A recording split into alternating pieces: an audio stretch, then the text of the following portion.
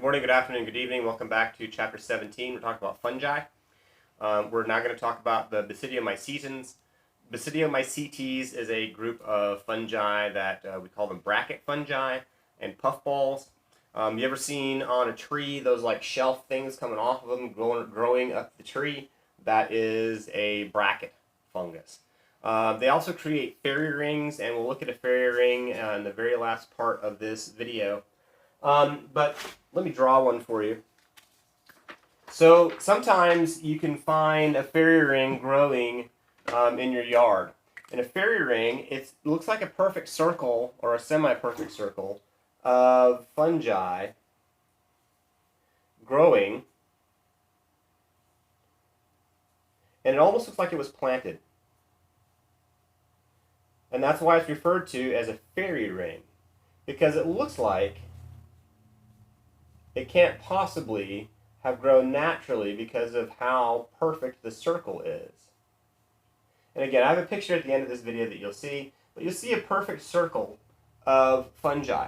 The reason why a fairy ring looks like a perfect circle, the reason why it's called a fairy ring is because of ancient legend. Ancient legend said that when it rained, because they usually pop up after a good rain, when it rained, the fairies would come out and would dance in a circle. And anywhere their little fairy dust from their pouches on their belt, anywhere the fairy dust fell on the ground, a mushroom would grow. Or they would dance in a circle in the rain until they got tired. And when they got tired, they would take some dust out of their pouch and throw it on the ground and grow a mushroom so they could sit on it and rest.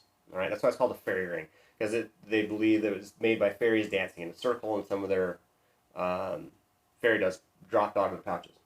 The reason why, the real reason why it grows in a circle goes back to what we saw with ringworm.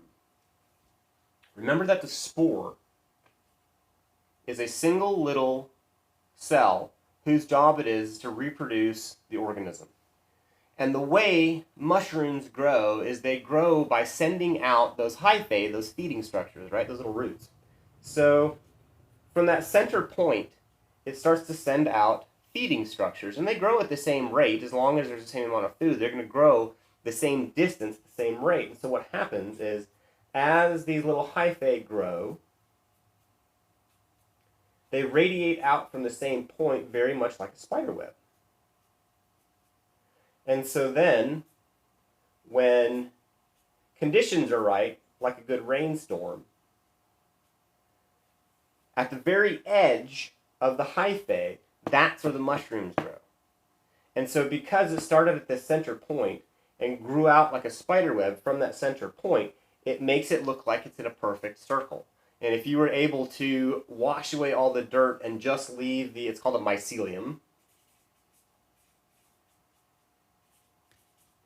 If you just leave the mycelium behind, you would see this spider web looking mycelium in where the dirt had been. And the reason why it's a perfect circle is because the mushrooms grow at the edge of the mycelium, the outermost edge of the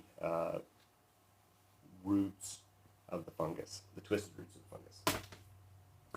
Mycelium. And that's why we get fairy rings, and that's why fairy rings appear to be a ring. Also, Basidiomycetans are rusts and smuts. Do yourself a favor and look up wheat rust on Google. You can look up corn smut on Google. Make sure you add the corn part when you look up smut. Wheat rust, it looks like little dots of orange growing on a wheat kernel. That's why it's called rust, because it looks orange. Corn smut is a fungus that will infect an ear of corn, and you'll see the kernels explode, and they look gigantic, and they're black. And when you crack them open, this black dust gets everywhere. Well, this black dust is spores, and that's how it reproduces. And actually, in some cultures, if you go to the Latin American section of the grocery store, sometimes you can find cans of corn smut. It's a delicacy. It's a cultural food for lots of Central and South Americans. This corn smut. Here is a bracket fungus. Actually, there's a couple different species of bracket fungi growing up the side of this tree. All right. Here's a kid stomping on a puffball, and we see that brown smoke that comes out. That brown smoke is not smoke. What is that brown smoke? That brown smoke is spores. The kid just helped this fungus reproduce. And this little girl is sitting behind a giant puffball. Look at how big that thing is. Imagine how many spores would be inside of that. That is a foot-long ruler. That's a 12-inch ruler. And that puffball is larger than that ruler. Huge, huge puffball. We move on from fungi, and what we're going to do now is we're going to talk about a group of related organisms called lichens. Something I said in Biology 1, something I hope I've said already now in Biology 2, and that is that life doesn't care. Life doesn't care about our need to categorize. Life doesn't care about our desire to classify things. Life doesn't care about how humans want to try to figure out the world. If it works, life does it. A perfect example are these things called lichens. Lichens are classified into kingdoms, but it's a symbiotic relationship between two separate organisms. There are species of lichens, but how do you classify a species of something that's made of two separate organisms? The two separate organisms are a fungus and usually an algae. It's always a fungus and some photosynthetic microorganism. Like I said, it's almost always an algae. It can sometimes be a cyanobacteria. Cyanobacteria is in that other domain bacteria. But most of the time it's an algae. So a lichen is like a pie, which means you have a crust on top and the bottom, and a filling in the center. The crust on the top and the bottom is the fungus. The filling in the center is the algae. If it's a symbiotic relationship, it means that the two live together and benefit each other.